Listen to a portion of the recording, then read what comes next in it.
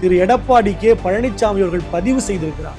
இந்த போக்குவரத்து பிரச்சனையினால கிளாம்பாக்கம் பேருந்து முனையத்தில் பேருந்துகள் இல்லாமல் பேருந்துகள் நிற்காம பயணப்படுறதுனால நகருக்கும் பேருந்து முனையத்துக்கும் இடைப்பட்ட போக்குவரத்து சரியா அமையாததுனால தாம்பரம் பேருந்து நிலையத்தை கண்டுகொள்ளாததுனால மெட்ரோவுடைய 2ஆம் கட்ட பணிகள் முடியாததுனால பயணப்படுறது தடையாகுதுன்னு சாதாரணமாக நினைச்சிடாதீங்க. ஒரு பேருந்து இயங்குதுன்னா அது வெறும் இயக்கம் மட்டுமல்ல, அது ஒரு சமூகத்தினுடைய முன்னேற்றம்னு சொல்லியிருக்கு. காரணம், ஒரு பேருந்தில் யார் பயணிக்கிறார்? ஏழை எளிய மக்கள் பயணிக்கிறாங்க, வயது முதிர்ந்தவர்கள் பயணிக்கிறாங்க, பள்ளிக்கூடத்திற்கும் மருத்துவமனைக்கும் போக வேண்டியவர்கள் பயணிக்கிறார்கள்.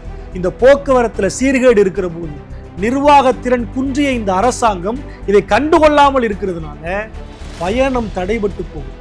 பள்ளிக்கு போக வேண்டிய, கல்லூரிக்கு போக வேண்டியவர்கள் போகாமலே இடைநிற்றல் செய்கிறாங்க. சரியான நேரத்தில் மருத்துவமனைக்கு போக வேண்டியவங்க போக முடியாம போகுது. உரிய நேரத்தில் பயணப்பட்டு வேலைக்கு போக வேண்டியவங்க போக முடியாம போகுது. இதனால் ஒரு சமூக முன்னேற்றம் தடைபடுது. இந்த மக்கள் பயணப்பட்டு போனாதான் இந்த நகரம் வளரும். இந்த நகரம் பொருளாதாரத்தில் வளரணும்னா இந்த மக்கள் பயணப்படணும்.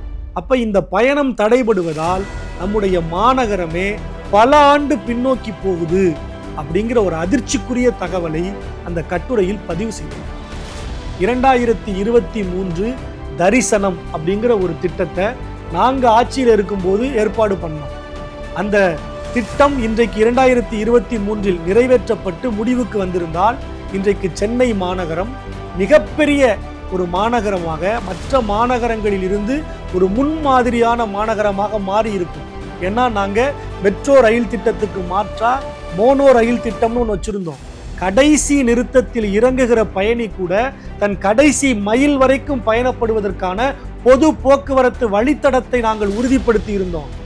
ஏராளமான பேருந்துகளை நாங்கள் கொண்டு வரலாம்ங்கிற கனவுல இருந்தோம். ஆனால் இன்றைக்கு போக்குவரத்து கழகத்தில் போதுமான பேருந்துகள் இருக்கா? 1700 பேருந்துகள் மாநகரத்தில் தேவைப்படுதுன்னு ஒரு அறிக்கை சொல்லுது. இதை எதையுமே கண்டுகொள்ளாம இந்த அரசாங்கம் இருக்கிறது அப்படின்னு சொல்லி இந்த சமூகம் பயனுற, இந்த மக்கள் வளம் பெற, இந்த மாநகரம் செழிப்பாக மாற தன் ஆதங்கத்தை இந்த கட்டுரையில் பதிவு செய்திருக்கிறார்.